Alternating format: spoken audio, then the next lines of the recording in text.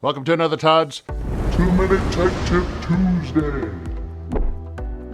brought to you by the National RV Training Academy, the largest hands-on RV training academy in America. Hey, this week I've got a question in from an Andy Enlow, and he says, Todd, I've got a quick question for you. Here we go. I'm putting up the RV for a long period of time, and his question is on his Grand Design Solitude, he'd like to keep the slide outs, right? As he's, keeping it there for a long time, he would like to keep the slide out. His question is can he put supports under the slide out? He's done some reading on there and says he's seen some good and some bad, okay? Now let me tell you what a slide out support is, so that way you can kind of see what's going on. The slide out support is kind of like a jack for the slide out, right?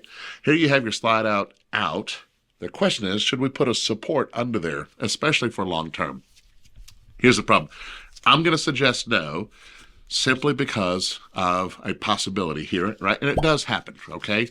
Now, here you have your RV, right? And you got your slide out, okay? Now, first and foremost, the slide out was actually designed, it can stay out, okay?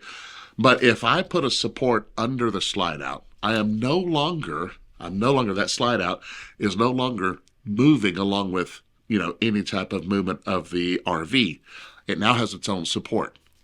Long term, what will happen is you're going to get some different, you're going to get some changes in your tire pressure, right? The longer your tires sit there, the less pressure they have. But what's going to happen is the RV will settle just a bit. But because you have an independent support holding up your slide out, the slide out will remain the same, but the RV can move. And that can cause potential damage, okay?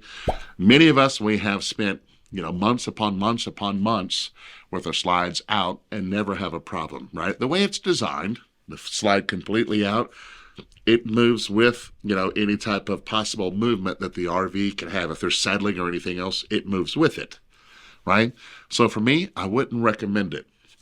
Now, if you're one of those that's going to constantly check the tire pressure, right, and you're on concrete and there is no or very little chance of their moving around, and when you want to just throw that extra support under there just because, okay, can I tell you, it's really not needed, right? And it can be detrimental, right? So if you're not on concrete or everything else, just have your slide out.